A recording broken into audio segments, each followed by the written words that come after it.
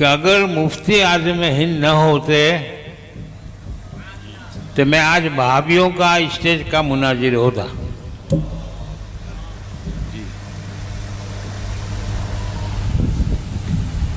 अब ये दास्तान नहीं बताऊंगा, मैं बोल भी नहीं सकूंगा। जिंदगी में पहली मरतबा हुजूर मुफ्ती आज़म हिंद को मैंने ख्वाब में देखा, कभी नहीं देखा। तब मैं देवबंदियों का शागिर्द था, आला हज़रत का एक नंबर का दुश्मन था, और ख्वाब में आए, ईमान देकर चले गए।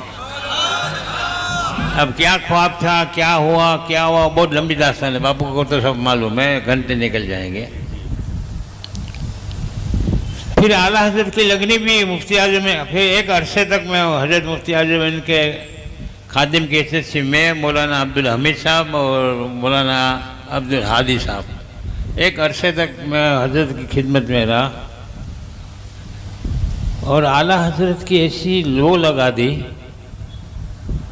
कि आपको तो शायद नहीं मालूम होगा, लेकिन सलीम बापू मेरी खलवत और जलवत दोनों से वाकिफ़ है। कम से कम 40 साल हुए होंगे, मैं सिर्फ एक ही मकसद में, अल्हम्दुलिल्लाह अब तक मैंने 250 किताबें लिख डाली, कितनी, बस रात दिन एक ही मशगला, आला हज़रत, आला हज़रत, आला हज़रत। लेकिन मैं आला हज़रत के करीब जितना जाता हूँ, आला हज़रत इतने दूर ही होते जाते हैं। या अल्लाह, ये क्या मजा है, समझ में नहीं आता है कि जितना आला हज़रत को समझने की कोशिश करता हूँ, आला हज़रत इतने दूर दूर दूर बुलंद से बुलंद होते जाते हैं। 40 साल तक मैंने रिसर्च किया आला हज़रत पे, और अल्हम्दुलिल्लाह अभी मेरी किताब आ रही है, खज़ीनतुल इल्म फ़ी तसानीफ़ मुजद्दिद आज़म। अब तक हम आला हज़रत की किताबों की सिर्फ 550 किताबों की फहरिस्त जारी हुई है। अल्हम्दुलिल्लाह मेरे पीरो मुर्शिद, मुझे कुछ नहीं आता, मेरा पीर लिखवाता है मेरे से। मैंने आला हज़रत की 968 किताबों की फहरिस्त तैयार कर दी, और हमारे पेशावर मुकर्रर कहते हैं मेरे रजा अच्छे रजा 55 उलूम में माहिर थे। मैं दावे से कहता हूँ कि आला हज़रत 55 में नहीं बल्कि 215 उलूम में माहिर थे। उसकी मैंने फहरिस्त भी मुरतब कर दी है अल्हम्दुलिल्लाह, और सब उलूम के ताल्लुक से मैंने लिख भी दिया है। और एक बात आपको ताजुब होगा कि ये 215 उलूम और फ़नून जो आला हज़रत जानते थे, वो तमाम के तमाम हदाय के बख्शिश में। इंशाल्लाह उस पर भी मेरी किताब आ रही है। अभी सफ़र में हूँ तो एक किताब लिखनी मैंने शुरू कर दी है। पढ़ा लिखा जो तबका है हमारा, एजुकेटेड पर्सन, उनको इंटरेस्ट आएगा। फतावा रज़विया का मैंने बगौर मुताला किया तो आला हज़रत, देखो आला हज़रत मुजद्दिद थे। मुजद्दिद यानी कि दीन को ताज़ा करने वाला, और दीन ताज़ा किससे होता है? कुरान और हदीस से। तो आला हज़रत का मेन सब्जेक्ट तो कुरान और हदीस था, लेकिन आला हज़रत के इतने कसीर उलूम को देख देख कर मैं खुद आधा पागल जैसा हो गया कि यार समझ में नहीं आता ये क्या आला हज़रत है, क्या है। तो एक दिन मैंने अद-दौलतुल मकिया में मुफ्ती शाफिया का वो जो तकरीर लिखी थी वो देखी मैंने। तो मक्का मौजमा के मुफ्ती शाफिया ने ये अल्फाज लिखे कि हुआ मौजूज़तुम मिन मौजूज़ात नबी सल्लल्लाहु अलैहि वसल्लम, कि आला हज़रत हुज़ूर अक़दस सल्लल्लाहु अलैहि वसल्लम के बेशुमार मौजूज़ात में से एक मौजूज़ा थे। और मौजूज़ा उसी को कहा जाता है जो समझ में नहीं आता। बतौर बजाहिर एक इंसान जैसा शख्स दिखने वाला, बजाहिर कहता हूँ, सब सरकार की शान में मैं नहीं बोलता, वो जमीन पे खड़े रहकर इशारा करे और चांद के 2 टुकड़े हो जाए, ये बात समझ में आती है? मौला कायनात हज़रत अली की असर की नमाज कज़ा हो जाए और उनकी नमाज को वो कज़ा में से अदा में पलटाने के लिए सरकार यूं उंगली का इशारा करे और डूबा हुआ सूरज निकला है, ये बात समझ में आती है? इसी को तो मौजज़ा कहते हैं जो समझ में ना आए। अब मेरा दिल मुतमईन हो गया कि आला हजरत समझ में आएंगी नहीं। क्यों कि आला हजरत को मुफ्ती शाफिया ने लिखा है कि हुआ मौजूदतुम में मौजूदात नबी सल्लल्लाहु अलैहि वसल्लम। तो आला हजरत हुजूर सल्लल्लाहु अलैहि वसल्लम के बेशुमार मौजूदात में से एक मौजूदा है, तो आला हजरत हरगिज़ समझ में नहीं आएंगे। और अगर समझ में आ गए तो आला हजरत नहीं, आला हजरत उसी जात का नाम है कि जो समझ में नहीं आएगा। अब 215 उलूम और फ़ुनून फतावा रज़िया में मैंने हजरत मैंने अभी का काम है 2 दिन का, दुनिया के बड़े बड़े 15 साइंटिस्ट से आला हजरत टकराए। इसमें निकोलस कोपरनिकस भी है, गैलीलियो भी है, आइजैक न्यूटन भी है, अल्बर्ट आइंस्टाइन भी है, नील बोर्न भी है, केपलर भी है, जैन डेल्टन भी है, रोदरफुर्ड भी है, बेचलर भी है, अल्बर्ट पोर्टा भी है। ये बड़े बड़े दुनिया के साइंटिस्ट का आला हजरत ने अपने किताबों में रद्द किया है। सिर्फ इनका रद्द नहीं किया, बल्कि आला हजरत का जनरल नॉलेज इतना वसी था कि हमारी अक्लें हैरान है। हदायत के बख्श फतावा रज़िया तो एक करामत है, लेकिन हदायत के बख्शिश को देखते हैं नहीं तो भी हम अश पुकार उठते हैं। अब वक्त नहीं है, हालांकि मेरी कोई तकरीर की ज़रूरत थी भी नहीं। सलीम बापू ऐसे हा ईमान और इश्क के दरिया बहा रहे थे ने कि जी यही चाहता था कि बापू बोला करे मैं सुना करूं। ये बड़े लोग क्या करते हैं मालूम है? वो अरबी की कहावत है कि फतरकल अव्वलु लिल आखिर, अगले आका ने अपने आने वाले खादिम के लिए खिदमत बाकी छोड़ी, कुछ छोड़ कर उन्होंने बंद कर दिया। अब मेरे ऊपर जिम्मेदारी डाल दी, क्या हमदानी तू बोल। आपको एक शेर बताता, आला हज़रत की एक मशहूर ना सुनिए, सरताबा कदम है तने सुल्तान जमन फूल, लब फूल, दहन फूल, जकन फूल, बदन फूल, बराबर। उसका एक शेर अक्सर लोग नहीं पढ़ते, और अगर कोई ने पढ़ भी दिया, सलीम बापू ने कभी पढ़ भी दिया या मौलाना अनवर साहब ने पढ़ दिया, तो पब्लिक के पल्ले भी नहीं पड़ता। शेर मैं आपको बताता हूँ, मैं उसकी तफसीर करूँगा, उसके ज़िम्मे में आला हज़रत के उलूम और फ़ुनून के ताल्लुक़ से बात करूँगा। दंदानो लबो जुल्फ़ो रुखे शह के फिदाई, दंदानो लबो जुल्फ़ो रुखे शह के फिदाई, हैं दुर्रे आदन लाले यमन मुश्क खुतन फूल।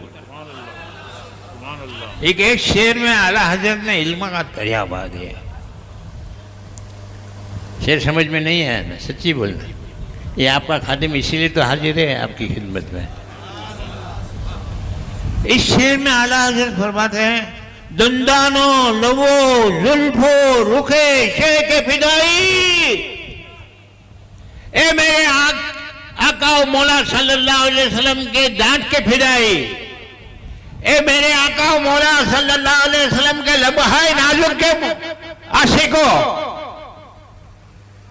ए मेरे आका मौला के दांत के आशिको मुहिबो, ए मेरे मुखालिफ का लफ्ज निकल गया ना, वो उससे मैं रुजू करता हूँ। ए मेरे आका मौला सल्लल्लाहु अलैहि वसल्लम के दंदान मुबारक के आशिको, ए मेरे आका मौला सल्लल्लाहु अलैहि वसल्लम के लबहाए नाजुक के आशिको, ए मेरे आका मौला सल्लल्लाहु अलैहि वसल्लम की जुल्फे मोहम्मरी की खुशबू के आशिको, तुम जिस दांत के आशिक हो, ये मामूली दांत नहीं है बल्कि दुर्रे अदन है। अब सुनो, दुर कहते हैं मोती को, और अदन एक मुल्क का नाम है। अदन का मोती बहुत मशहूर है। आला हज़रत का जनरल नॉलेज भी देखो, दुनिया में 3 जगह का मोती मशहूर है, जर्मनी, फ्रांस और अदन। जर्मनी, फ्रांस और अदन, इन 3 जगह के मोतियों में से अदन का मोती सबसे अच्छा, सबसे कीमती, सबसे ज्यादा चमकदार। अदन के मोती के लिए माहिरीन यहां तक कहते हैं कि अगर एक डब्बी के अंदर में अदन का मोती बंद करो और अंधेरे कमरे में चले जाओ, बिल्कुल लाइट न रखो, खिड़की में से भी पर्दे लगा दो, कहीं से बाहर से लाइट ना आए, और फिर उस कमरे, अंधेरे कमरे में जाकर अदन का मोती वाला जो डब्बा है, डिबिया है, उसको खोलो तो पूरा कमरा रोशनी से भर जाएगा। तो सरकार के दांत को आला हजरत, और आला हजरत की आदत करीमा थी कि जब भी आला हजरत सरकार के किसी उजवे पाक की मिसाल देते थे तो हमेशा ऐसी चीज से मिसाल देते थे कि उससे बढ़ के कोई चीज होती नहीं थी। अब जर्मनी, फ्रांस और अदन, इन तीनों में अदन का मोती सबसे अच्छा। उसकी खासियत आपको बताई। क्यों आला हजरत ने अदन का मोती कहा? इसलिए कहा, बुखारी शरीफ की एक हदीस आला हजरत की नजर के सामने थी। बुखारी शरीफ की हदीस है कि हजरत उम्मुल मोमिनीन महबूब रब्बुल आलमीन सैयदतना आयशा सिद्दीका रज़ियल्लाहु ताला अन्हा फरमाती हैं कि एक मरतबा रात के वक्त में कुछ सी रही थी। उस जमाने में लाइट तो थी नहीं, दिए जलाए जाते थे। अचानक तेज हवा का झोंका ऐसा आया कि दिया बुझ गया। अब उस जमाने में माचिस भी नहीं होते थे, वो चकमक पत्थर से वो एक दूसरे को घिस कर वो आग पैदा करते थे। तो फरमाती है कि मैं इसी सरसों में थी कि अब दिया बुझ गया है, क्या करूं? मैं दिया रोशन करने की कोशिश करती थी, इत्तेफाक से मेरे हाथ से सुई भी गिर गई। अब फरमाते हैं कि अब दोहरी मुसीबत हो गई, एक तो दिया बुझ गया, ऊपर से सुई भी गिर गई, अंधेरे में कहीं पाँव में चुभ न जाए, क्या करूं क्या करूं? इसी सोचो फिक्र में थी कि क्या देखती हूँ कि आफ्ताब रिसालत महताब नबूवत सरकार दो आलम सल्लल्लाहु अलैहि वसल्लम मेरे हुजरे में तशरीफ लाए, और आते ही सरकार ने तबस्सुम फरमाया तो सरकार के दंदान मुबारक जाहिर हुए, और दंदान से ऐसी रोशनी निकली कि मेरा पूरा कमरा नूर से भर गया, और उस नूर की रोशनी में मैंने अपनी गुमशुदा सुई को पा लिया। बिरादर आला हजरत फरमाते हैं, 100 जन बोलते हैं सुई को, 100 जने गुमशुदा मिलती है तबस्सुम से तेरे, शाम को सुबह बनाता है उजाला तेरा। देखो आला हजरत का जनरल नॉलेज है। दुर्रे अदन लाल यमन, लाल किसको बोलते हैं मालूम है? अंग्रेजी में उसको रूबी बोलते हैं, और हिंदी में उसको माणेक बोलते हैं, गुजराती में भी माणेक बोलते हैं, मेमरी में भी माणेक बोलते हैं, हीरा माणेक बोलते हैं ना, हीरा माणेक।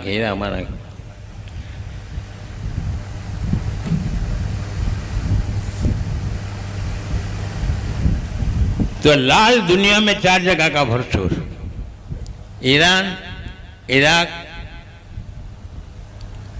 इटाली और यमन। लेकिन इन चारों जगह में से सबसे अच्छा लाल यमन का। यमन के लाल के लिए माहिरीन लिखते हैं कि अगर कोई माहिर संग तराश है और उसको अच्छी तरह तराश के रख दे तो दूर से आदमी को महसूस हो कि महबूबा के होंठ है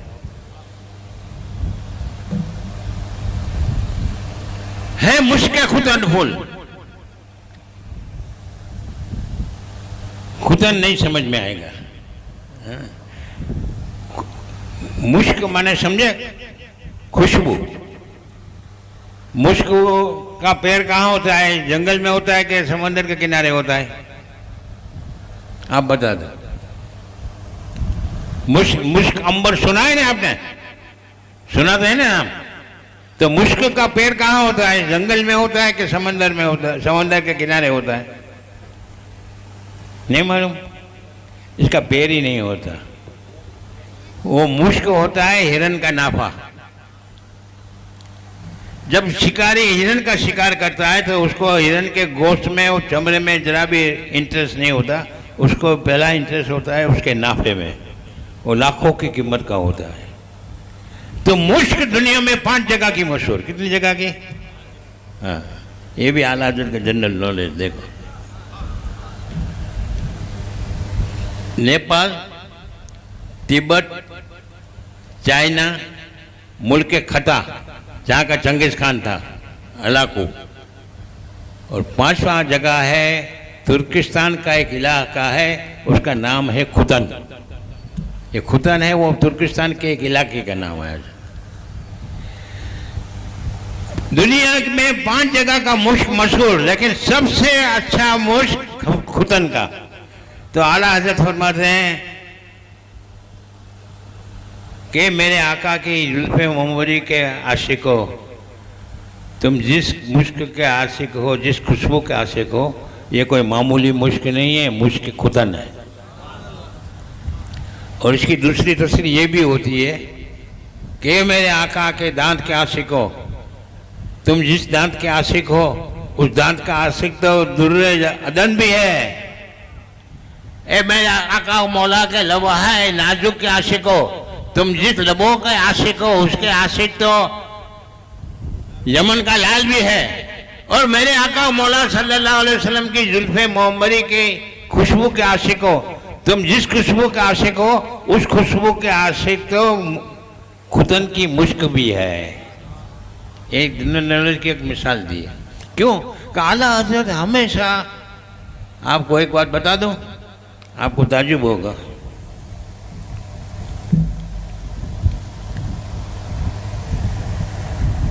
आप कभी सोच सकते हो आला हज़रत को संगीत का इल्म था? 215 उलूम फ़नून मैंने समझाया है। इसमें आला हज़रत को म्यूजिक का जो राग होता है ना, उसके 36 राग होते हैं। कितने होते हैं? लेकिन आला हज़रत रज़ी अल्लाह तआला अन्हु हमेशा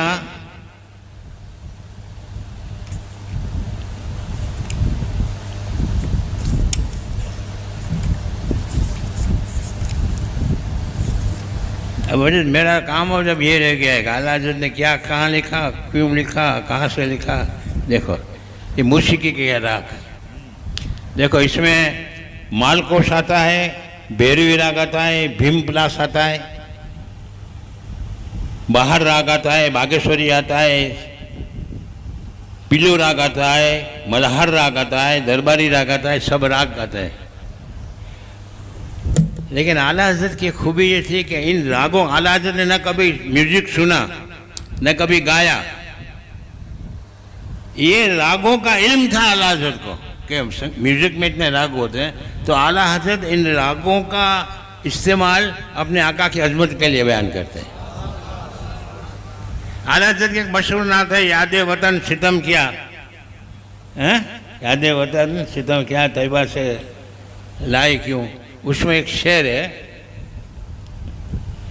हुरे जिना सितम किया, हुरे जिना। अब दूसरा आपको बता दूं, ये जो संगीत के 36 राग हैं, उसमें सबसे आला राग है पर्दे हिजाज। इसको हिंदी में मालकोश कहते हैं। मालकोश राग है संगीत का, पर्दे हिजाज, वो सबसे आला राग है। और सबसे हल्का राग है, उसका नाम है देश राग। अब सुनो, इन रागों का इस्तेमाल आला हज़रत हदायत के बख्शिश में अपने आका की अजमत के लिए किस तरह फरमाते हैं कि हुए जिना सितम किया, तैयबा नजर से फिर गया, शेर के पर्दे हिजाज। देखो राग आ गया, शेर के पर्दे हिजाज खिला रही है। मुंह डालता जाएगा ना तो पब्लिक हैरान हो जाएगी। 2:30 बजते हैं, कभी इंशाल्लाह मौका आएगा ना।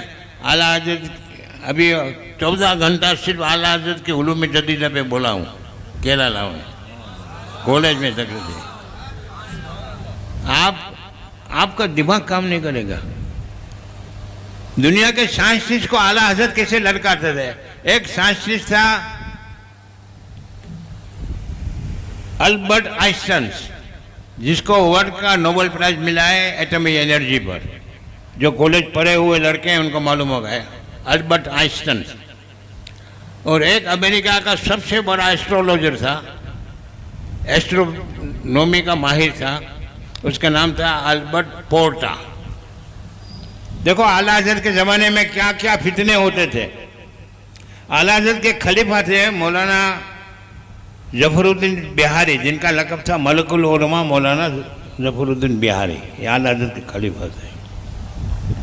उन्होंने आला हज़रत के ये फतावा रजिया जिल्द 27 में वो रिसाला है 27 में, उस रिसाले का नाम है मोइन मुबीन मेरे दौरे शम्स वो सुकून ज़मीन। अल्बर्ट पोर्टा ने पटना से एक अंग्रेजी पेपर शाया होता था एक्सप्रेस, उसके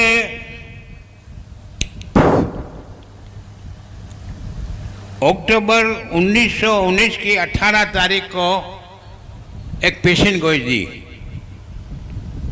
कि दिसंबर 17, 1919 को, यानी आज से 2 या 3 महीने के बाद पूरी दुनिया खत्म हो जाएगी, एक इंसान भी नहीं बचेगा। क्यों? कि उस दिन सूरज फला मकाम पे होगा, जुमरत फला मकाम पे होगा, अतारत यहाँ पे होगा, नेपच्यून यहाँ पे होगा, मरीख यहाँ पर होगा, जिसको बुध शुक्र शनि जब ग्रह बोलते हैं ना, ये सब आपस में एक दूसरे को मिकनातीसी ताकत से एक दूसरे को खींचेंगे। नतीजा ये होगा कि सूरज के दिल में सुराख बन जाएगा और इसकी वजह से पूरी दुनिया के समंदर का पानी ज़मीन में आ जाएगा और पूरी दुनिया में जलजला आएगा, सब मकान गिर जाएंगे, सब आदमी डूब जाएंगे, सब आदमी मर जाएंगे। अब ये पेशेंट को ये छापी थी उसने अल्बर्ट पोर्टा ने, और उसका पूरा चार्ट भी दिया था कि सूरज 17 दिसंबर 1919 को पहला जगह पूरा चार्ट उसने दिया था।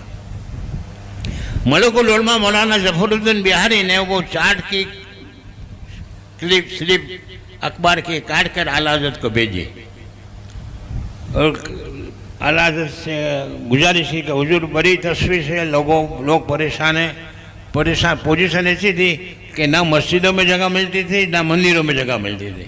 हिंदू मुसलमान सब समझते थे कि 17 दिसंबर 1919 को तो अब मर ही जाना है, तो चलो जितनी प्रार्थना होवे कर ले, जितनी इबादत होवे कर ले। लोगों को इंटरेस्ट उठ गया था पूरी दुनिया से। आला हज़रत ने इसके ताल्लुक से भी मैंने लिखना शुरू कर दिया है।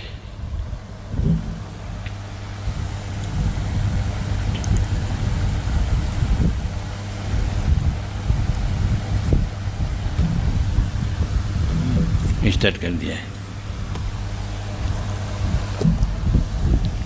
आला हज़रत ने अल्बर्ट पोर्टा का चार्ट देखा। अल्बर्ट पोर्टा ने जो सूरज की और ज़मीन की मुसाफत माने डिस्टेंस अंतर जो था उसमें गलती निकाली गई। इसने इतना अंतर बताया है डिस्टेंस, हकीकत में इतने अरब, इतने करोड़, इतने लाख, इतने हज़ार मील है। देखो उस ज़माने में आला हज़रत के पास कहाँ कोई आले थे, ये लोग तो आलात से मशीनों से डिस्टेंस निकाल लेते थे। आला हज़रत तो इल्मे लदूनी से निकाल के बोल दिया नेपच्यून यहाँ पे होगा, ये वहाँ पर होगा, ये यहाँ पर होगा, ये पर पूरा चार्ट बताया। और वो किताब आप देखेंगे ना, फतावा रजिया जिल्द 27 में मोइन मुबीन बेरे दौरे शम्स और सुकून ज़मीन में पूरी आकाश गगन आला हज़रत ने पेंट किए। कौन सा सितारा कहाँ होगा, कौन सा सितारा कहाँ होगा बताकर आला हज़रत ने नया चार्ट बनाया और फरमाया कि अल्बर्ट पोर्टा तो ये कहता है कि 17 दिसंबर 1919 को पूरी दुनिया ख़त्म हो जाएगी, इंशाअल्लाह उस दिन तेज़ हवा भी नहीं चलेगी। अब जब क्रिकेट में भी शर्तें लगाने वाले होते हैं ना, उस ज़माने में भी शर्तें लगाने वाले थे। कोई कहता था कि अल्बर्ट पोर्टा की पेशेंट कोई सच्ची साबित होगी, कोई कहता था कि बरेली के मौलाना के पेशेंट कोई सच्ची साबित होगी। उस ज़माने में, अब आपको बात में बात निकले तो बता दो बाबू, वो शुगर फैक्ट्री वाला उसका, उस ज़माने में इंडिया में शक्कर नहीं बनती थी। क्या नहीं बनती थी? शक्कर फॉरेन से इंपोर्ट होती थी। सबसे पहली फैक्ट्री हिंदुस्तान में यूपी, सुबह यूपी के जौनपुर के गांव है, उस गांव का नाम है शुक्कर। क्या नाम है? शुक्कर में शुगर फैक्ट्री पड़ी। तब एक फितना चला, हिंदू कहते थे कि हम ये शक्कर नहीं खाएंगे, शुगर, SUG या शुगर नहीं खाएंगे। क्यों? कि इसमें हड्डी का पाउडर डालता है, हो सकता है गाय की हड्डी भी हो। मुसलमान कहते थे कि हम भी नहीं खाएंगे, हो सकता है कि हड्डी का जो पाउडर डालते हैं फैक्ट्री वाले उसमें सूअर की हड्डी भी हो। बड़ी तशवीश थी, बड़ा फितना था उस जमाने में शुगर के ताल्लुक से। पटना से आला हज़रत को सवाल आया कि मुरम वजह जो मार्केट में शुगर मिलती है वो शुगर खाना जायज़ है कि ना जायज़। अब आपको एक बात बता दूं, आला हजरत का फतवा रज़वी आप उठाकर देखो। हजरत ने जो बताया ना आपको अभी, देखो मैं हजरत की तकरीर के, हम लोग तो क्या है, इनके गुलाम हैं, सादात किराम के गुलाम हैं, और ये हमारे आका जो बताता है ना उसी पर हम लोग अमल करते हैं। और नूर और नवारे का ना, ये हजरत ने फरमाया ना कि 170 का सवाल है, उस पर आला हजरत ने कितने पेज लिखे? 452 पेज लिखे। देखो ये 452 पेज लिखे। फिर हजरत ने तयम्मुम का बताते बताते नहीं बताया, उसका भी 170 का सवाल है, उसमें आला हजरत ने 718 पेज लिखे। कितने? ये सब हजरत, आप दुआ कर दो हजरत, हाथ तो फिरा दो बाबू, हाथ फिरा दो, बरकत हो जाएगा हमारे सर पे। तो ये जब ये अल्बर्ट पोर्टा की पेशन गोई छपी थी ना अंग्रेजी पेपर में, तो शुगर फैक्ट्री का जो जनरल मैनेजर था उसका नाम था मिस्टर फिलिप्स। फिलिप्स ने भी पढ़ी, और फिलिप्स एक नंबर का डरपोक आदमी था, ऐसा फट्टू था ना कि खड़ इतना आवाज हो ना तो भी डर जावे। तो उसने भी समझ लिया कि अब 17 दिसंबर को तो अपने टपक जाने वाले हैं, तो वो भी उसके मजहबी एतबार से मन्नतें करना न प्रार्थना करना न इबादत करना न इसमें लग गया था। जब आला हजरत के पास शुगर के ताल्लुक से सवाल आया, अब देखो फतवा रज़विया उठाओ, आपको 700 पेज के जवाब मिलेंगे। कितने? आला हजरत की किताब है अंगूठे चूमने पर।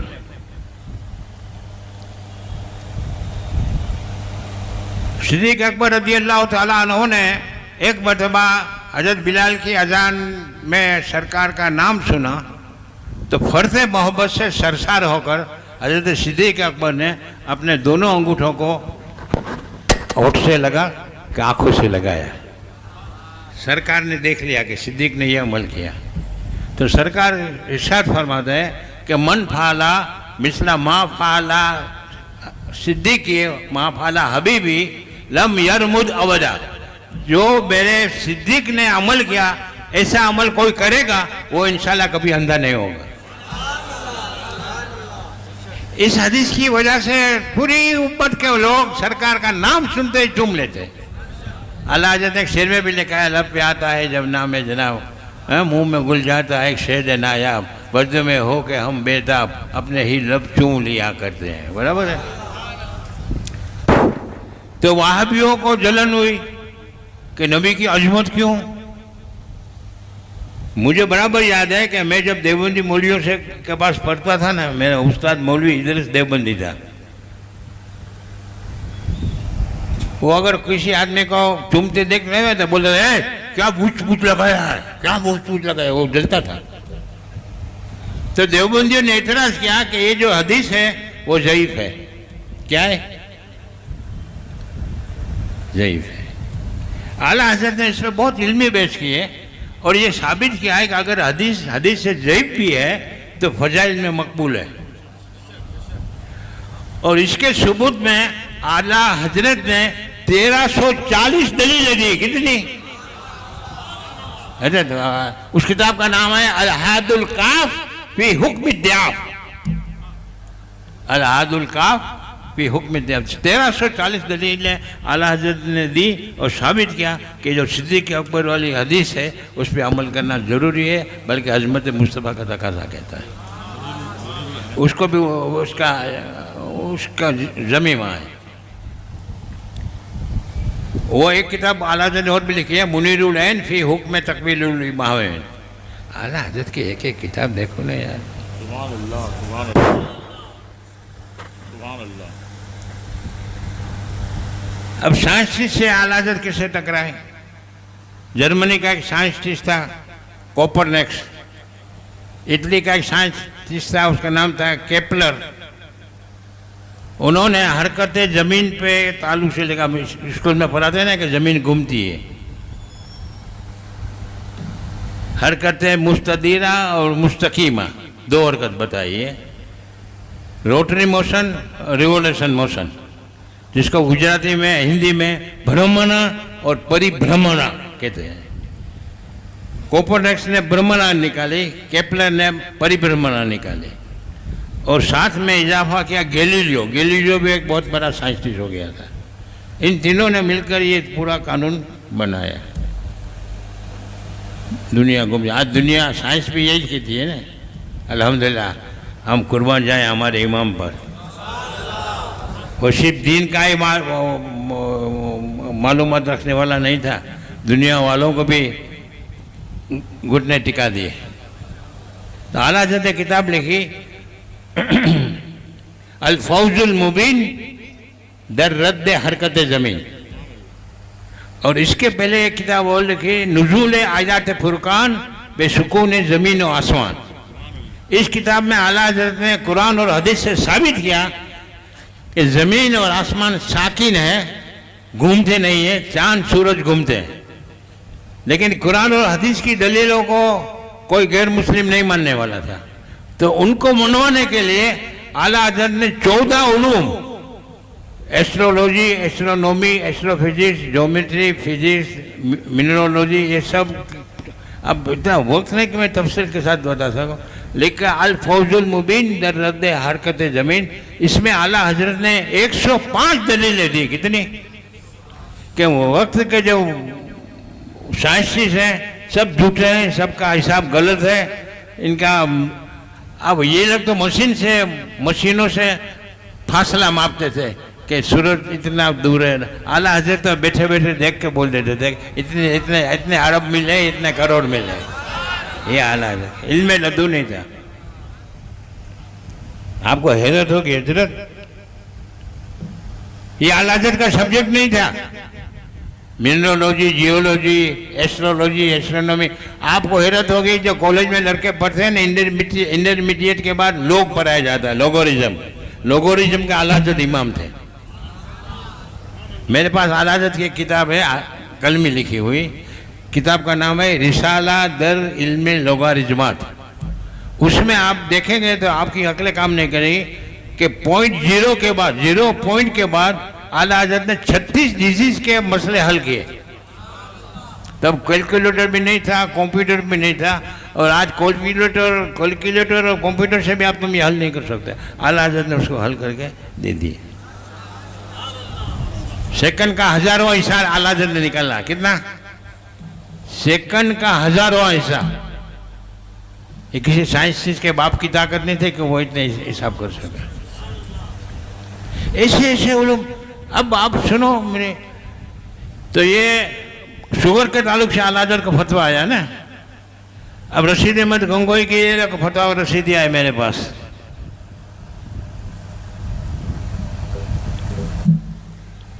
इसमें 2 लिखी के जवाब है, और कोई भी फतवे में तुमको हवाला नहीं मिलेगा।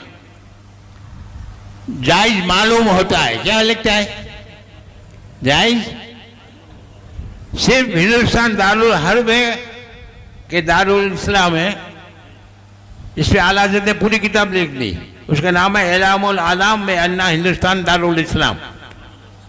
रशीद अहमद गंगोई से इसी किताब में 3 मरतबा सवाल हुआ है कि हिंदुस्तान दारुल हर्ब है या दारुल इस्लाम है। तो एक जगह जवाब देता है कि हिंदुस्तान दारुल हर्ब है, दूसरी जगह 432 पेज के ऊपर फिर एक जगह आदमी ने सवाल पूछा है कि हिंदुस्तान दारुल इस्लाम है कि दारुल हरब है, तो कहता है कि हिंदुस्तान दारुल इस्लाम है। और 609 सफ़े पे शायद इसका सवाल है कि हिंदुस्तान दारुल हरब है कहता, तो इसमें जवाब में लिखता है कि हिंदुस्तान दारुल हरब है या दारुल इस्लाम है, बंदा इसमें कोई फैसला नहीं कर सकता। ये इसकी इल्मी सलाहियत थी। और अशरफ अली थानवी के फतवा में आप देखो तो अलीफादो रेडियो में, मैं तो अल्हम्दुलिल्लाह आला हज़रत पे इतना मेरा रिसर्च नहीं जितना वाबियों पे रिसर्च है। वाबियों की 4000 इबारतें याद है मुझे। अशरफ अली थानवी खुद लिखता है कि मेरी लिखी हुई इबारतें खुद मेरी समझ में नहीं आती। खुद लिखता है मेरी लिखी हुई इबारत खुद मेरी समझ में नहीं आती। अब तुम उसको कहाँ आला हज़रत के सामने मुकाबले में लाते हो? तो आला हज़रत ने शुगर के ताल्लुक से फतवा लिखना था, तो आला हज़रत ने एक खत लिख दिया कि भाई मैं बगैर तहकीक के जवाब नहीं लिखूंगा, और तहकीक करने के लिए मैं शुक्र कर जाऊंगा। उस पर आला हज़रत ने किताब लिखी है, उस किताब का नाम है अल अहला मिनस शुक्र ले तलबते सकरे रूस, किताब का नाम है। नाम भी आला हज़रत की किताब के बहुत आद होते हैं। अल अहला मिनस शुक्र ले तलबते सकरे रूस। आला हज़रत अपने खादिम हाजी किफ़ायतुल्लाह को कहा कि आप जाओ शुगर और शुगर फैक्ट्री का जो मैनेजर है उससे आप मुलाकात करो और इनको बताओ कि हमारे बरेली के मौलाना एक शुगर के ताल्लुक से फतवा लिखना चाहते हैं, आप अगर इजाज़त दो तो इंस्पेक्शन के लिए, देखने के लिए, मुआयना करने के लिए आना चाहते हैं। तो हाजी किफ़ायतुल्लाह साहब गए, आला हज़रत के ख़ास शागिर्द थे, ख़ास खादिम थे। तो वो फिर पूछता है कि कौन मौलाना देखना मंगता? तो हाजी किफ़ायतुल्लाह साहब ने कहा कि बरेली के मौलाना अहमद। ओह मौलाना Ahmad, I know him, I know him very well and I want to meet him, मैं उसको मिलना भी चाहता हूँ। तो हाजी किफ़ायतुल्लाह का ताज्जुब हुआ कि अल्लाह ये आला हज़रत को कहाँ से जानता है? तो उसने उसको पूछा कि भाई तुम आला हज़रत को कैसे जानते हो मौलाना अहमद रज़ा? तो बोले क्या बताओ, वो अल्बर्ट पोर्टा ने जो पेशन गोई दी थी, फोर टेलिंग जिसको अंग्रेजी में बोलते हैं, फोर टेलिंग आगाही जिसको दी थी, तब बोले मैं तो समझ गया था कि 17 दिसंबर को मैं मर जाऊंगा, लेकिन जब मौलाना अहमद रज़ा का वो जो छपा था ना, उससे मुझे थोड़ी ढारस हुई थी। और हकीकत में जो मौलाना ने बताया वही हुआ ना, उस दिन से मैं मौलाना का आशिक हो गया। अब सुनो आला हज़रत का इल्म कितना था, कुरान और हदीस के इल्म की तो बात मत करो, ये दुनियावी उलूम। तो हाजी किफ़ायतुल्लाह को बोला कि नहीं, I want to meet him, मैं उनको मिलना चाहता हूं, तुम जरूर लेकर आओ। तो हाजी किफ़ायतुल्लाह वापस आए, आला हज़रत से अर्ज़ किया कि हुज़ूर वो तो आपको जानता है, वो अल्बर्ट पोर्टा की वजह से, लंबी बात है, फिर मैं शॉर्ट आपको बताता। तो आला हज़रत इनके साथ गए। कहाँ गए? शुक्र गांव का नाम, और पूरी किताब लिखी अल अहला मिनस शुक्र ले तलबते सकरे रूसत। तो फिर तो बहुत समझे ना गर्विदा हो गया था, अरे मौलाना यार आपके मुबारक, मैं अंग्रेजी में नहीं बोलेगा, आपके मुबारक तो मेरी फैक्ट्री में आए, मैं तो बहुत खुश हो गया हूँ, ये हो गया। उसने आला हज़रत को बताया कि देखो ये ट्रैक्टर, उस ज़माने में ट्रैक्टर से ये गन्ना आता है, उसको हम उसमें डालते हैं, उसमें चिचोरे में डालते हैं, चिचोरा बोलते हैं, चिचोरा में डालते हैं, उसमें से उसका जूस निकलता है, फिर इसको हम किलन में डालते हैं, फिर किलन चलती है, उसको हम हीट देते हैं, ये हीट मीटर है, इसकी कितनी गर्मी बताता है। फिर इसके बाद हम इसमें चूना डालते हैं, हल्दी का पाउडर डालते हैं, फिर इसको हम ग्राइंडर में डालते हैं, वो ग्राइंडर को हम चलाते हैं, फिर इसके अंदर में हम सेटिंग का टाइम सेट करते हैं, 6 मिनट 7 मिनट सेटिंग करते हैं, ये सेटिंग होता है, फिर ये होते होते होते होते ये प्रोसीजर होता है, ये प्रोसीजर होता है, और फिर देखो ये शुगर बन के निकली। तो आला हज़रत ने उससे कहा कि अगर आप इजाज़त दें तो आपकी शुगर चखूँ। देखो आला हज़रत का तकवा देखो, ये उठा के चखने लिया। तो ये you are owner of the, आप इस फैक्ट्री के मालिक हो यार, आपसे आपका जो मुझसे क्या हो। तो आला हज़रत ने उसकी शक्कर को थोड़ा चखा, ठीक है चला। तो आला हज़रत को पूछता है कि आपने क्या महसूस किया? तो बोला वो आला हज़रत ने फरमाता है कि वो तो किताब तो मैं घर जाकर बरेली जाके लिखूँगा। तो वो कहता है कि मेरा एक रिक्वेस्ट है कि आप मेरी ऑफिस में आओ ने अपने कदम करो, एक चाय पियो। तो आला हज़रत फरमाते थे, तोहफे हनफिया में पूरी तफसील आई थी, पटना से जो निकलता था ना, कि वो हमारे साथ इतना अखलाक से पेश आया कि मेरा भी अखलाकी फरीजा हो गया कि भाई इसकी दावत को कबूल करूं। तो मैंने कहा चलो आपकी ऑफिस में चलते हैं, चाय पीते हैं। अब उस ज़माने में आज की तरह फैक्ट्रियाँ तो नहीं थी, टों बटन दबाया, हाँ 3-4 लेके आओ, 4 लेके आओ। पहले तो बाहर लारियाँ रहती थी और ब्राह्मस में या लकड़ियाँ जला के चाय बनाते थे। तो उसने चाय का ऑर्डर दिया, उसके पियून को बोला कि जा चाय लेके आओ। अब सुनो, आपको चक्कर आ जाएगा। आला हज़रत कहते हैं कि मैनेजर साहब क्या गिरा लग रहा, कोई बात नहीं, मैनेजर साहब चाय आएगी उसमें तो 15-20 मिनट निकल जाएगी, हम ये वक्त का फायदा उठा लें तो बोले व्हाट फायदा, व्हाट एडवांटेज यू वांट? तो आला हज़रत फरमाते हैं कि मैंने तुम्हारी पूरी शुगर की प्रोसीजर देखी। क्या देखी? तो मैंने तुम्हारी मैन्युफैक्चरिंग प्रोसेस है उसमें 14 गलतियां देखी। कितनी? ओह माय गॉड, कहते ओह 14 मिस्टेक। अल्लाह कहते ओह 14 मिस्टेक।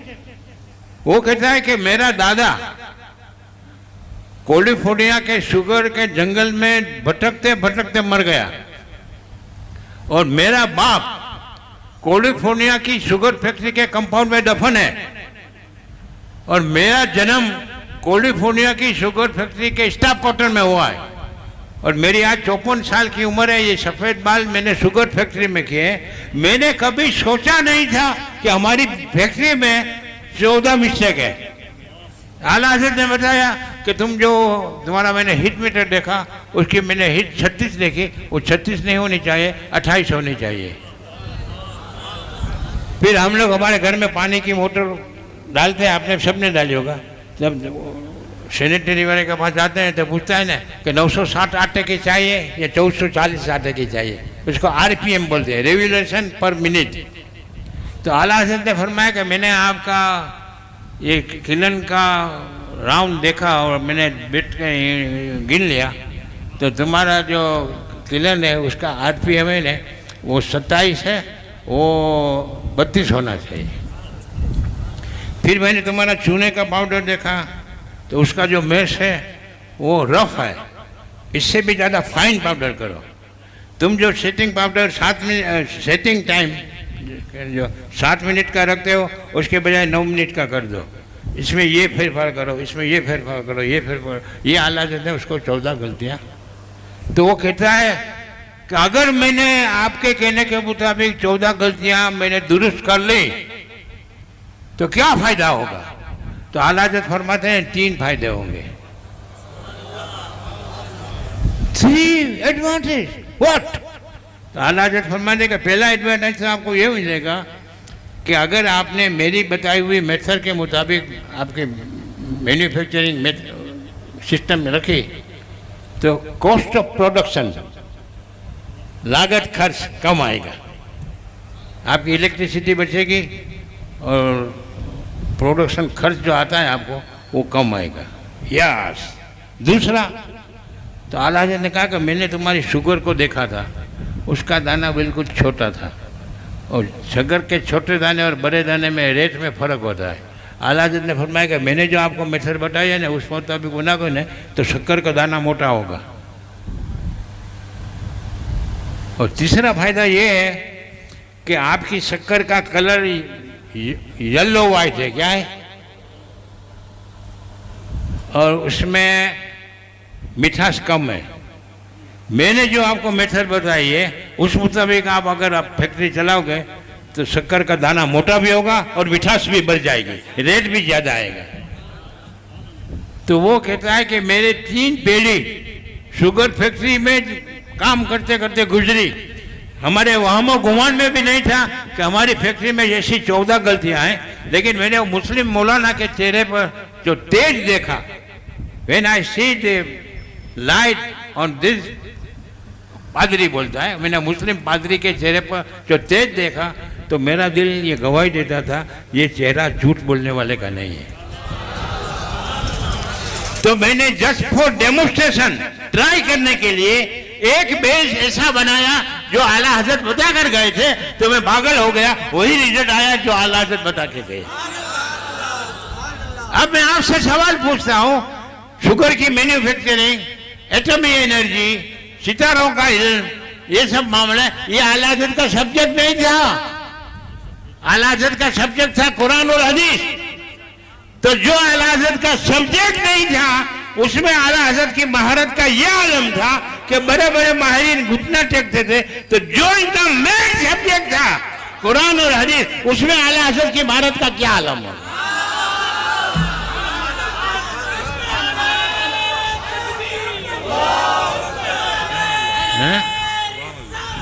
आला हजरत की महारत पे एक आपको मिसाल दे दूं। हम गुजरात वालों को 2 शख्सियतों पर नाज है। हाँ, एक हजरत अहमदाबाद में सैयद खानदान के थे, आले रसूल थे, अहले बैत, सैयद वजीउद्दीन बाबा, सैयद वहीदुद्दीन अलवी। आपको हैरत होगी कि शाह अब्दुल हक मोदी से देलवी शाह वजीउद्दीन बाबा के शागिर्द भी थे और मुरीद भी थे। इतने जबरदस्त आलिम थे। और आला हजरत तो इनके दीवाने थे। आला हजरत ने फतवा रजिया में शाह वजीउद्दीन रहमतुल्लाह ताला अलैह की किताबों के कई हवाले नकल किए हैं, लेकिन जब भी शाह वजीउद्दीन का नाम लिखते थे तो आला हजरत सिर्फ शाह वजीउद्दीन नहीं लिखते, पहले 2-3 सतर इल्काब लिखते थे। आलिम जलील, हादिल अबील, माहिर ये, माहिर वो, माहिर वो, माहिर वो। शाह वजीउद्दीन गुजराती आला हजरत लिखते थे, वलीउद्दीन अलवी गुजराती लिखते थे। एक वो थे ने एक सूरत में हुए थे मौलाना वसी अहमद साहब मोदी से सूरती। हमारे सुन्नियों में 2 आलिम ऐसे हुए हैं कि जिनको बुखारी शरीफ की दोनों जिल्दें हिफ्ज़ थी। आज हाफिज़ कुरान, कुरान शरीफ में आप बोलते हैं कि भाई कुरान शरीफ पढ़ चल, तो बिस्मिल्लाह शुरू करेगा तो वन्नास तक पढ़ेगा ना। इसी तरह मौलाना वसी अहमद मोदी से सूरती सूरत के थे, उनको बुखारी की दोनों जिल्दें हिफ्ज़ थी। और एक थे मौलाना अब्दुल समद फफून साहब, उनको भी 2 हिफ्ज़ थी। लेकिन मौलाना वसी अहमद मोदी से सूरती पीलीभीत में थे। कहाँ थे? वहाँ मदरसा इस्लामिया चलाते थे। और पीलीभीत बरेली से 40 मील होता है, कितना। और मौलाना वसी अहमद सूरती और आला हजरत दोनों पक्के दोस्त थे। ऐसे दोस्त थे कि आपस में एक दूसरे का मजाक भी कर लेते थे। देखा, आला हजरत है हुक्का बहुत पीते थे और मोदी साहब चाय बहुत पीते थे। तो एक दिन मजाक में आप मोदी साहब ने आला हजरत को कहा कि मौलाना इतना हुक्का पीते हो, जन्नत में आग कहाँ से ढूंढोगे? तो आला हजरत ने फरमाया कोई फिक्र की बात नहीं, आपकी चाय बनेगी उसमें से अंगारा ले लेंगे।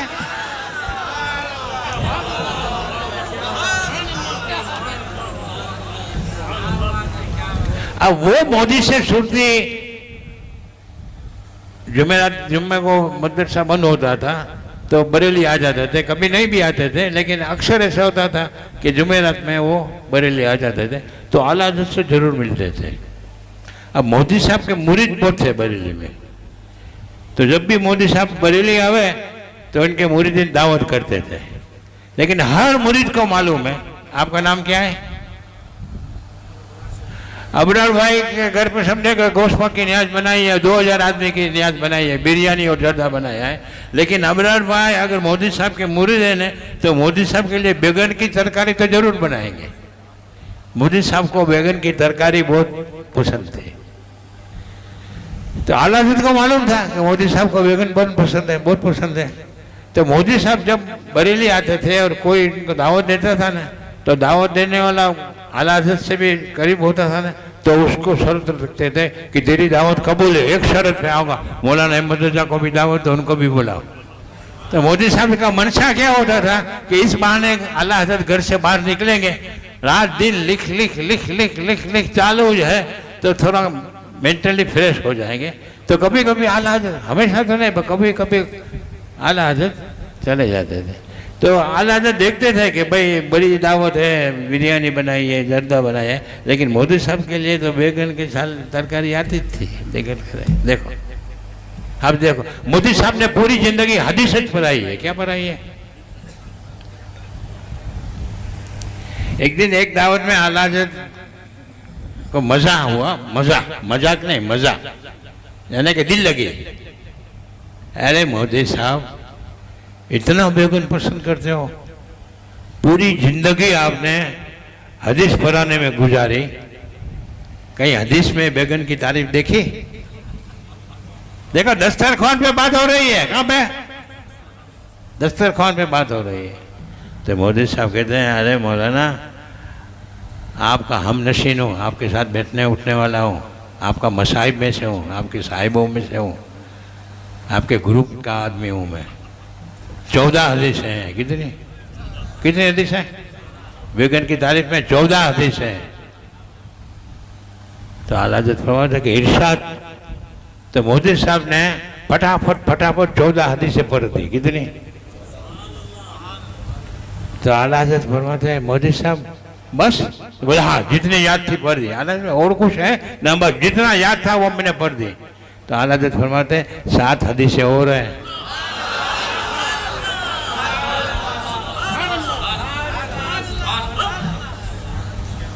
वो 7 हदीसें आला हज़रत ने पढ़ दी। फिर आला हज़रत ने, मोदी साहब ने जो 14 हदीसें पढ़ी थी ना, खाली मतन पढ़ा था, रावी का नाम नहीं पढ़ा था।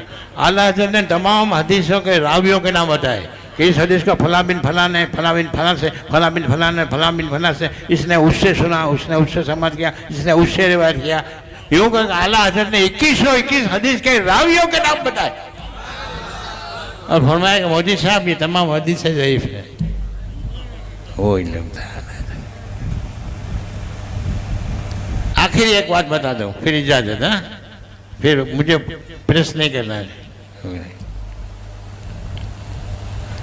अल्बर्ट आइंस्टाइन, हर पढ़ा लिखा आदमी उसको पहचानता है। कॉलेज में अल्बर्ट आइंस्टाइन के वो ट्यूशन चलते हैं। अल्बर्ट आइंस्टाइन को वर्ल्ड का एटमी एनर्जी पे नोबेल प्राइज मिला था। क्या मिला था? नोबेल प्राइज मिला था। उसका कहना क्या था कि atom not to be divide, जिसको अरबी में कहा जाएगा जुज ला यतजज़्ज़ा, और हिंदी में कहेंगे कि अणु अविभाजित है। क्या है? अणु अविभाजित है। और उसने पूरी थीसिस लिख डाली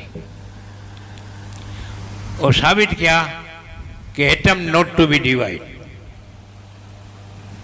मलकुल उलमा मौलाना जफरुद्दीन बिहारी ने आला हज़रत को खत लिखा कि हज़रत यहाँ पर जो साइंटिस्ट है, अमेरिका का था ये अल्बर्ट आइंस्टाइन, आला हज़रत के हयात में था, ने एक मकाला लिखा है, मकाला थीसिस लिखी है और इसने प्रूव किया है कि atom not to be divide. तो हुजूर इस्लामी नुक्ते नज़र से इसका क्या हुक्म है? आला हज़रत ने उस सवाल को पूरा और जवाब में एक पूरी किताब लिखी।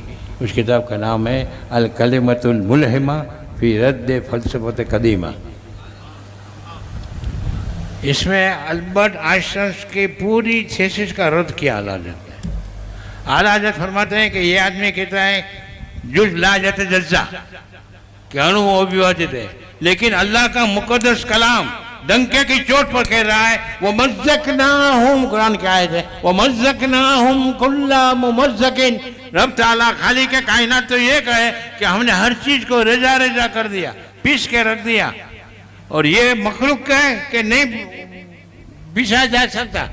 आला इसी आयत की रोशनी में अल्बर्ट आइंस्टाइन का पूरा रद्द चट्टा चिट्ठा बता के रख दिया।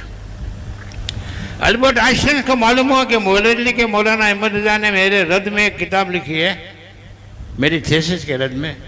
तो उसने आला हज़रत की वो किताब मंगाई, छप भी गई थी फ़ौरन, और उसने एक मौलाना को हायर किया, मैंने क्या किराए से लिया, वो अंग्रेजी जानने वाला था, अरबी भी कभी मारा कि तुझे जितना पैसा चाहेगा मैं दूंगा, तो एक सेंटेंस मैंने एक जुमला एक सेंटेंस पर फिर उसका तो तर्जुमा करो, फिर मुझे समझा कि मौलाना अहमद रज़ा क्या कहना चाहते हैं। वो मौलाना अल्बर्ट आइंस्टाइन के सामने कई महीनों तक बैठा और आला हज़रत की किताब का एक एक जुमला पढ़ता जाए, उसका अंग्रेजी करे, फिर उसको समझाए। अल्बर्ट आइंस्टाइन वो सब लिखता जाए। उसने जब पूरी आला हज़रत की किताब पढ़ी ना, तो अपनी थीसिस को फाड़ के फेंक दिया, और आला हज़रत की जो थीसिस थी इसमें थोड़ा चेंजेस कर कि वो यूनो में पेश कर दी और वर्ड का नोबल प्राइज ले गया। आला हज़रत अभी गुमनामे के पर्दे में। मेरा कहने का मतलब ये है कि आला हज़रत सिर्फ वहाबियों को काफिर कहने के लिए नहीं है। बेशक आला हज़रत ने जिनका कुफ्र बताया, और हम बरेली वाले तो डंके की चोट पर वहाबियों को काफिर कहते हैं और डंके के किसी के बाप से नहीं लेते। लेकिन आला हज़रत में जो इल्मी सलाहियतें थी, ये दुनियावी उलूम, आपको ताजुब होगा, कोई आदमी, अब तो गवर्नमेंट की मना हो गई है, किसी को बीवी को हमल लेता था तो डॉक्टर के पास जाते थे ना कि जा चेक कर दो ना, सोनोग्राफी कराने के लिए कि लड़का है कि लड़की है। इसकी इजाज़त किसने की? सोनोग्राफी आला हज़रत की। आला हज़रत की किताब है अस्समशाम अला मुशक्कक़ फी आयत उलूमिल अरहाम। इसमें आला हज़रत ने साफ लिख दिया है, एक ज़माना वो आएगा कि ये उसके रद्द में लिखा, किसके रद्द में? इस्माइल देहलवी के। इस्माइल देहलवी ने लिखा था कि माँ के पेट में क्या है वो एक कोई नबी या वली नहीं जान सकता, एक है या दो, नर है या मादा, खूबसूरत है या बदसूरत, नाकिस है या कामिल, ये किसी नबी और वली को नहीं मालूम। तो आला हज़रत ने कहा कि नबी वली की तो कहाँ बात करता है, एक ज़माना ये कहा कि काफिर डॉक्टर होंगे ना, वो भी बता देंगे कि माँ के पेट में लड़का है कि लड़की। ये आप मोबाइल यूज़ करते हो ना, मोबाइल की इजाज़त किसने की? मैं आपको एक बात बताता हूँ, मेरा एक मुरीद है पेटलाद में, वो कैलिफोर्निया यूनिवर्सिटी में पढ़ता है, कैलिफोर्निया आपने कनाडा यूनिवर्सिटी में पढ़ता है। वो अभी बीच में आया था वेकेशन में, वो मुझे मिला, मुझे कहता है कि हमदानी साहब, मुझे एक दिन मेरे क्लास टीचर ने कहा कि भाई तुझे डीन याद करता है। स्कूल के हेड मास्टर को प्रिंसिपल बोलते हैं, कॉलेज का जो यूनिवर्सिटी का जो हेड होता है ना उसको डीन बोलते हैं। बोला डीन तुझे याद करते हैं, तो बोला मेरे तो पाँव से के नीचे से ज़मीन निकल गई कि भाई डीन बुला रहा है तो ज़रूर कोई मेरा कसूर सामने आया होगा, मुझे रेस्ट्रिकेट करके मेरा खारिजा कर देगा। तो बोला मैं डर से डीन के ऑफिस में गया। मैं आई कम इन सर? Yes welcome. डीन ने हंस के मुझे कहा, तो मुझे ताजुब हुआ कि यार मैं तो मुजरिम के हिस्से से आया हूँ और ये मुझे हंस के खुश आमदीद कह रहा है। तो मैं यूँ खड़ा था, तो मुझे no please sit on the chair, कुर्सी पे बैठ। तो मैं फिर ज़्यादा ताजुब हुआ कि यार कोई स्टूडेंट मुजरिम की हैसियत से डीन की ऑफिस में जावे, उसको तो लकड़ी से मारेगा या रेस्टिकेट करेगा। ये तो व्हाट यू टेक टी और कोल्ड ड्रिंक? तो मैंने कहा नो सर थैंक यू, चाय और ठंडे का पूछ रहा है। तो मैं सोचता था कि भाई ये, तो मुझे कहते हैं आर यू फ्रॉम इंडिया? तो मैंने कहा यस। आर यू मुस्लिम? मैंने कहा यस। तो बोला यू नो मौलाना अहमद रज़ा? मुझे बोला चक्कर आ गया कि ये कौन सा काम होता है? कनाडा का यूनिवर्सिटी का डीन मुझे आला हज़रत के बारे में पूछ रहा है। तो मैं तो खुश हो गया, अरे आई नो आई मीन मुरीद ने ये वो सब ग्रेट मौलाना ने ये सलाम लिखा है, वो तावीज़ लिखा है, वो सब क्या हमने आला हज़रत को महदूद कर दिया है लिमिटेड में कि वाबियों को काफिर कहा, तावीज़ अच्छा लिखते थे, फतवा अच्छा लिखते थे, बराबर, सलाम ही अच्छा लिखा है, नाते थे। बस 4-5 बातों में हमने आला हज़रत को महदूद कर दिया है। आप समझ गए? ज़रूरत है आला, इंशाल्लाह ये मेरी किताब आएगी ना, आप सबके हाथ में हथियार आ जाएगा इंशाल्लाह। दुआ करो अल्लाह मुझे तौफीक दे और सलाहियत भी दे तो मैं ये किताब को जल्दी पूरी करूँ। 250 ये मेरी 251 में किताब है, काम शुरू करें इंशाल्लाह। तो मुझे कहता है यू डोंट नो मौलाना अहमद रज़ा को तुम क्या जानो, he was the great scientist. बोले हम लोग मौलाना अहमद रज़ा की किताबों को अंग्रेजी ट्रांसलेशन करा के फिर उसमें से कोई पॉइंट निकाल के नई नई इजादें करते हैं। ये मोबाइल है ना, इस इज्जत किसने की है? आला हज़रत की किताब का नाम सुनोगे ना ताजुब होगा। आला हज़रत की किताब है अल कश्फुश शाफिया फी हुक्म फोनोग्राफिया। ईस्वी सन 1600 तक ये साइंटिस्ट का रूल था कि wave of the voice dilute in air and destroy, कि आवाज़ की लहरें हवा में घुल जाती हैं और फिर ख़त्म हो जाती हैं। ये कानून चला चला चला चला चला आला हज़रत के ज़माने तक। तो आला हज़रत ने उसके खिलाफ, उस साइंटिस्ट का नाम नहीं मिल रहा, वो मैं ढूंढ लूँगा इंशाल्लाह, तो 15 का 16 नाम हो जाएगा। आइंस्टाइन नहीं था, दूसरा कोई था, ये आवाज़ वाला दूसरा था। आइंस्टाइन ने तो फिर उसमें कुछ तब्दीलियाँ की है, नई नई सजेशन किए। आला हज़रत ने क्या इजाद किया कि wave of the voice dilute in air definite but not to be destroy, खत्म नहीं होंगे।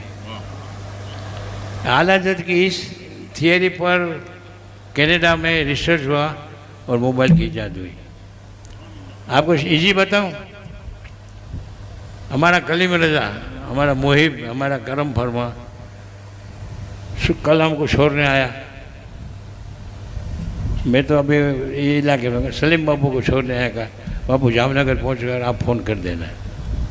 सलीम बापू यहाँ से फ्लाइट में अहमदाबाद गए, अहमदाबाद से आके घर पे पहुँचे। बापू को याद आया कि कलीम रज़ा ने कहा था, तो मैं इनको इत्तला दे दूँ कि मैं खैरियत से घर पहुँच गया हूँ। बापू ने सुबह की नमाज़ पढ़ी और फ़ोन किया तो कलीम रज़ा का फ़ोन स्विच ऑफ होता है। कलीम रज़ा भी फजर की नमाज़ पढ़ के फ़ोन स्विच ऑफ करके वहाँ से यहाँ जल्दी टाइम होता है, जल्दी टाइम हो गया था, जल्दी टाइम में नमाज़ पढ़ के सो गया था, मोबाइल बंद कर दिया। बापू ने 4-5 मरतबा ट्राई किया, हर मरतबा मोबाइल स्विच ऑफ आता है। जब भी फ़ोन करें तब आप जिस व्यक्ति को फ़ोन कर रहे हैं उसने अपना मोबाइल स्विच ऑफ रखा है। बापू ने फरमाया कि अब मुझे भी तो नींद आती है, मुझे भी सुनना है।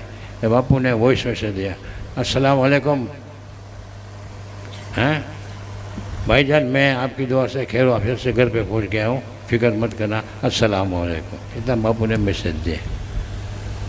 देखो आप सब मोबाइल यूज़ करते हो ना, मैं आपको प्रैक्टिकल बता रहा हूँ। बापू ने सुबह 6:30 पे मैसेज भेजा, कहाँ पर? हैदराबाद, कलीम रज़ा को। तो क्या हुआ, कलीम रज़ा का आस्थाना बंद। इनका वॉइस मैसेज आया, क्या करा, आस्थाने की चौखट को चूमा और वापस चला गया। मैसेज वापस जाएगा ना, डिलीवर नहीं होगा ना, क्योंकि कलीम रज़ा का फ़ोन बंद था। तो फिर वो गया कहाँ?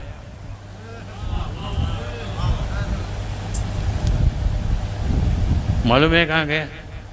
एक मोबाइल के जो रिपेयरिंग वाले ने ना, ये गया सर्वर में, सर्वर में जाके सेफ हो गया। फिर 20-25 मिनट के बाद फिर आया, तो फिर आस्थाना बंद। फिर मैसेज ने आस्थाना मुझसे की, वापस चला गया। बराबर सुबह 6:30 बजे बंद किया था, 10 बजे आस्थाना खुला तो मैसेज डिलीवर हो गया। बापू को मैसेज आ गया कि भाईजान मैं आपकी दुआ से अकेले से बढ़ गया। ये आला हज़रत की किताब है, वो किताब का नाम है अल कश्फुश शाफिया फी हुक्म फोनोग्राफिया, बुक का नाम है। अंग्रेजी अरबी मिक्स नाम है। देखो हम कहाँ आला हज़रत को जानते हैं, क्या हमने आला हज़रत का कदा किया? बस मेरे रजा, तेरे रजा, प्यारे रजा, अच्छे रजा, बस ये करा। वहाबियों पे जो कलम चलाई है तो मरदूद गंगोई तरफ रहा है न, वो जो पेशावर मुकर्रर रहते हैं, मरदूद धन थानवी तरफ रहा है न, मरदूद। अब ये क्या गालियाँ बकते हैं, मरदूद, खबीस, इबलिस, और तो कुछ इल्मी बात बता नहीं था इनको, उनको खुद को।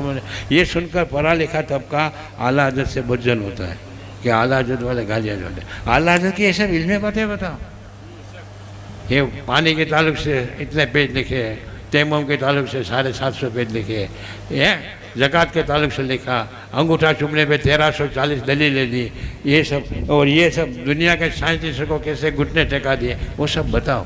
ये ज़रूर है आला हज़रत का इल्मी सलाहियत को उजागर करो। ऐसा नहीं है कि हम उजागर करें तो आला हज़रत तो बारगाह रिसालत में मकबूल है। अल्लाह ने अपने हबीब पाक के सदक़े में अपने हबीब के सच्चे आशिक को खूब नवाजा है और ऐसा इल्म दिया है। अभी आप एलजीब्रा पढ़ते हो, एलजीब्रा, ज्योमेट्री, मैथमेटिक्स, इसमें आला हज़रत ने जर्मन के डॉक्टर सर जवाबुद्दीन को घुटने टिका दिए थे एलजीब्रा में। ये मौलाना का सब्जेक्ट है नहीं है ना, एलजीब्रा तो कॉलेजों में पढ़ाया जाता है ना, इसमें आला हज़रत की मास्टरी थी। तो कहना ये है कि हम आला हज़रत को सिर्फ अपनी दुकान चलाने के लिए न माने, बल्कि दुनिया वालों को, बल्कि मुखालिफों को हम बताएं कि हमारे आला हज़रत तुम्हारे थानवी जैसे जाहिल नहीं थे, ऐसे इल्म थे। बस इसी पे अब मैं ख़त्म करता हूँ, टाइम भी बहुत हो गया है। दुआ करो कि अल्लाह ताला हमें आला हज़रत को समझने की, पहचानने की तौफीक अता फरमाए और